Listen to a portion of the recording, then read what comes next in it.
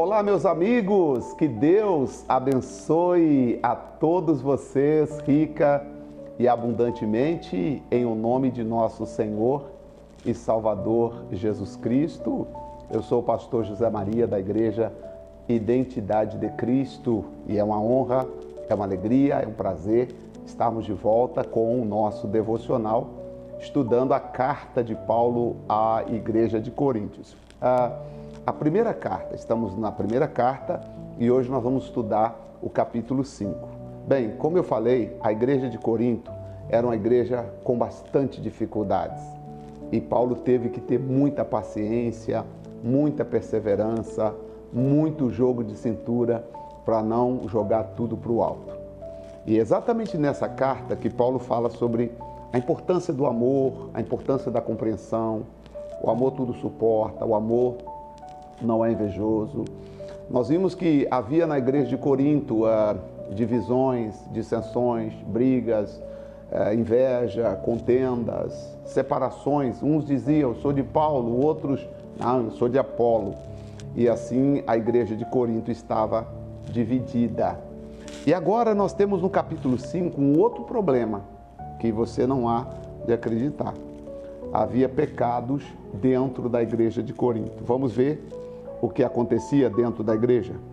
Diz assim: geralmente se ouve que há entre vós fornicação, Paulo está dizendo na carta, e fornicação tal que nem ainda entre os gentios se nomeia, como é haver quem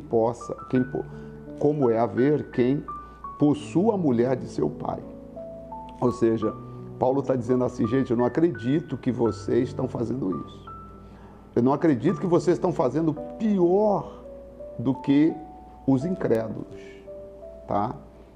Vocês estão fazendo pior do que os gentios, pior do que as pessoas que não têm Deus. Estais ensoberbecidos e nem ao menos vos entristeceste por não ter sido dentre vós tirado quem cometeu tal pecado. Ou seja, o cidadão que cometia tal falha continuava agindo na igreja como se nada tivesse acontecendo. Quer dizer, a igreja não afastava o sujeito, não retirava o sujeito das suas atribuições. Eu, na verdade, ainda que ausente no corpo, mas presente no espírito, já determinei, como se estivesse presente, que o que tal ato praticou, em nome de nosso Senhor Jesus Cristo, junto vós e o meu espírito, com o poder de nosso Senhor Jesus Cristo, seja o tal entregue para Satanás para a destruição da carne, para que o espírito seja salvo no dia do Senhor. Então você vê que Paulo dá aqui um ultimato, dizendo assim, gente, eu não acredito que isso esteja acontecendo na igreja, dentro da igreja, pessoas fornicando, liberalidade sexual dentro da igreja, orgia, todo tipo de pecado, todos os tipos de adultérios, né? Dentro da igreja de Corinto. A gente estamos vendo aí o que o pessoal está reportando aí que aconteceu lá em Hollywood, né? Imagina, poxa, parece que lá na igreja de Corinto estava acontecendo coisas terríveis também. E aí, disse aqui o Paulo, Paulo falou o seguinte, olha, eu já coloquei no meu espírito que o tal sujeito seja entregue a Satanás, para que a carne dele seja destruída, tá? Para que pelo menos o espírito seja salvo. O que Paulo estava falando? Paulo estava dizendo assim, que ele seja entregue para que ele não perca a salvação, mas que a carne seja destruída, porque se ele continuar no nosso meio agindo dessa maneira, ele vai causar um dano muito grande à igreja. Seja este tal entregue a Satanás para a destruição da carne, para que o espírito seja salvo no dia do Senhor Jesus. Não é boa a vossa vanglória. Não sabeis que um pouco de fermento leveda toda a massa? Aí Paulo disse, gente, purificai-vos, pois, do fermento velho, para que sejais uma massa nova, assim como estáis sem fermento, porque Cristo, nossa Páscoa, foi sacrificada por nós. Por isso façamos a festa, não com fermento velho, com as velhas atitudes, com as velhas maneiras de agir, nem com fermento da maldade, da malícia, mas com os pães asmos da sinceridade e da verdade. Já por carta vos tenho escrito que não vos associeis com os fornicadores, tá? Eu não quero que vocês aí se associem com os fornicadores. Aí Paulo vai explicar. Veja a explicação de Paulo no verso 10. Ainda que não inteiramente com os fornicadores deste mundo, ou com os avarentos, ou com os roubadores, ou com os idólatras, porque então vos seria necessário sair do mundo. Eu não estou falando para vocês não se associar, ou não conversar, ou não ter amizade com os fornicadores do mundo, porque então vocês teriam que sair do mundo. Agora, o verso 11, marca aí. Mas agora vos escrevi que não vos associeis com aquele que, dizendo-se irmão, for fornicador, avarento, idólatra, maldizente, beberrão ou roubador. Com o tal, nem ainda comais. Paulo está dizendo assim, eu quero que vocês entendam que a minha carta de repúdio é contra, principalmente, aqueles que se dizem cristãos, mas vivem no pecado, tá? Então aqui Paulo está escrevendo para os cristãos, porque que tenho eu em julgar também os que estão de fora? Não julgais vós os que estão dentro, mas Deus julga os que estão de fora. Tirai, pois, dentre vós esse iníquo, esse filho do pecado, essa pessoa que está praticando a iniquidade, esse tipo de pecado. Então aqui, Paulo, nesse versículo aqui, detecta que na igreja de Corinto havia pecado. E aí Paulo diz, olha, eu quero que vocês se afastem daqueles que dizendo ser irmão, tá? Dizendo ser irmão, comete vários tipos de pecado e não se arrepende, não se acha na necessidade de se arrepender. Aqui Paulo repreendeu o comportamento imoral que a igreja estava praticando. Ou seja, a fornicação inclui o adultério, prostituição, depravação sexual, relações incestuosas e outras impurezas sexuais, condutas totalmente condenáveis pela lei mosaica. O caso citado pelo apóstolo Paulo se tratava da profanação do leito do pai, de um homem que se relaciona com a madrasta, por exemplo. A cegueira espiritual dos coríntios era tanta que eles passaram a tolerar aquilo que os próprios incrédulos repudiavam. Você vê, a cegueira espiritual hoje também da igreja é grande, porque às vezes a igreja está aceitando coisas que o próprio mundo não aceita, né? Até porque o mundo fala, vocês não são cristãos? Vocês não são da igreja? E aí Paulo diz assim, eu estou falando não com aqueles que são do mundo, porque quem já é do mundo, já é do mundo. Agora Paulo diz, eu estou falando com aqueles que dizem cristãos e não praticam a palavra de Deus. E aí Paulo faz uma advertência muito grande e diz, olha, eu entrego a Satanás. Paulo expressou a indignação diante do pecado do incesto, por isso emitiu uma sentença para disciplinar aquele que havia praticado. Sua intenção era promover arrependimento, ao determinar que o rebelde sofra em sua carne, sobre a autorização de Satanás. O apóstolo está avisando que a salvação da alma do sujeito.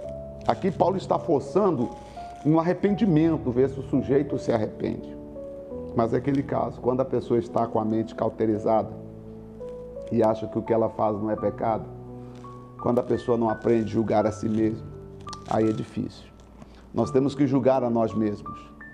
A Bíblia diz, se julgarmos a nós mesmos, não seremos julgados, não seremos condenados, porque quando você olha e fala, não estou fazendo nada errado.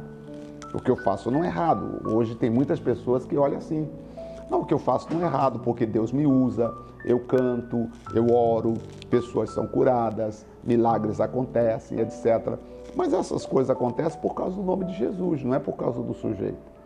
O próprio Senhor Jesus expressou dizendo: muitos dirão naqueles dias, Senhor, no teu nome nós não expulsamos demônios, curamos enfermos, no teu nome nós não fizemos muitas maravilhas, Senhor. E ele vai dizer abertamente: mas eu nunca vos conheci, eu nunca vos conheci. Apartai-vos de mim, vós que praticais a iniquidade. E aqui nós vimos um caso, exatamente um caso aqui, em que a iniquidade estava sendo praticada. E aí Paulo diz: tem que tirar esse iníquo. Esse iníquo tem que ser tirado do meio de vós. E só uma coisa pode nos ajudar, meus amigos. Só uma coisa, nada mais.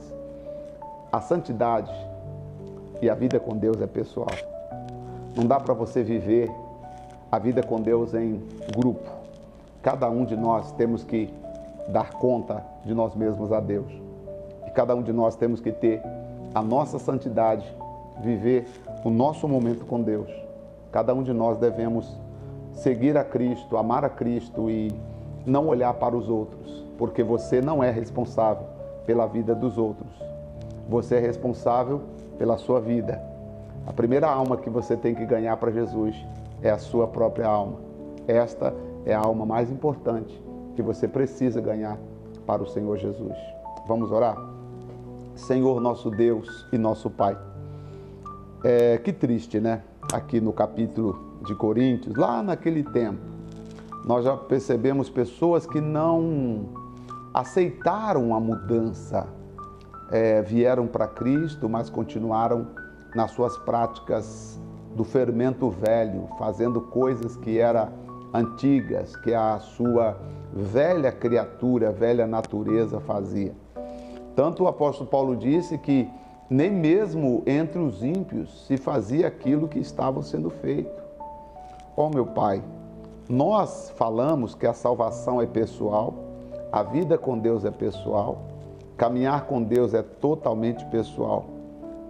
Nós caminhamos com o Senhor, meu Deus, é uma vida que não depende de outras pessoas. A nossa vida só depende de nós, só depende desta pessoa e eu dizer: meu Pai, eu quero que o Senhor guia a minha vida, orienta os meus caminhos, seja comigo, meu Pai, abençoa a minha vida. É isso, a nossa vida, Pai, ela é guiada pelo Espírito Santo e cada um de nós daremos conta de nós mesmos a Deus. O Senhor sabe quantas pessoas hoje em dia, Pai, têm vivido no pecado, todos esses pecados aí que nós falamos, mas eu creio que no coração de algumas pessoas está nascendo o arrependimento. E eu sei que tem pessoas dizendo: Deus, por mais que eu esteja errada, mas eu preciso do Senhor.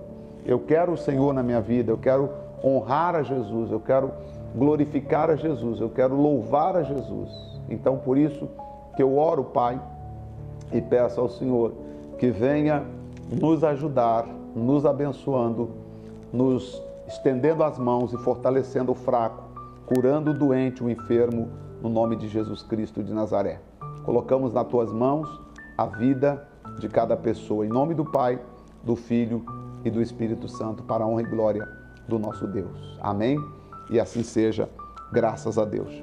Olha, interessante, né? A gente pensando aqui nas dificuldades. Aí nós vamos passar para o capítulo de número 6, e aí nós vamos perceber que havia briga entre a igreja de Corinto.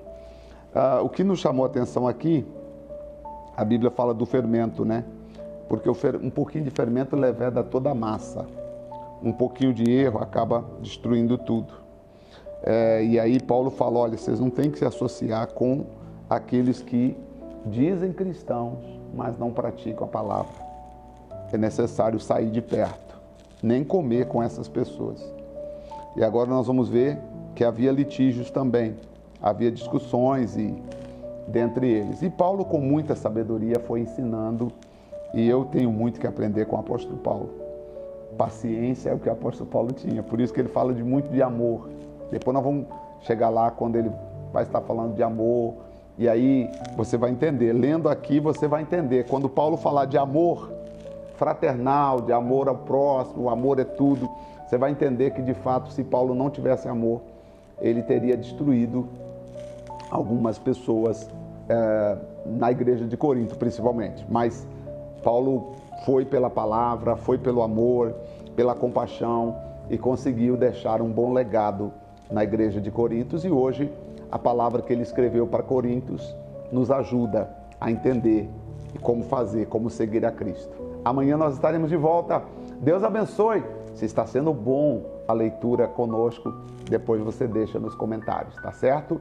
Deus abençoe, um forte abraço e até o nosso próximo encontro. Até lá.